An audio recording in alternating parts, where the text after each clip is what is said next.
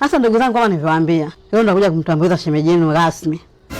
Si mnajua tena, nimepata mtu ambaye ataweza kuniongoza na kunisimamia hizo mali ambazo nimeachwa na wazazi wangu. Kuingiza mkenge hapo. Kwa hiyo naomba nimpokee kwa furaha jamani. Hii dunia apangalo Mungu hawezi kulipangua. Kwa kweli. Baby. Naenda Mungu unitangulie.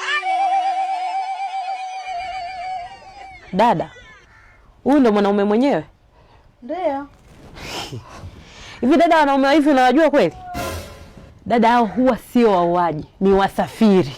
Na ndio maana muda wote wako na mabegi. Na ni wepesi mno kujiamulia mambo. Sikia ndugu yangu nikwambie. Huyu ni tofauti na hao wengine. Yaani huyu yuko tayari hata sasa hivi tufunge ndoa mimi na yeye. Na mjua vizuri. Shida nini mjue?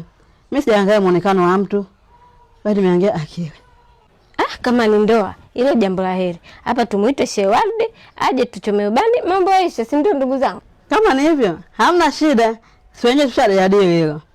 Tuko tayari hata sasa hivi aitwe She. Seti baby. Lakini punde si punde. Goodbye. Kashajiamulia mambo.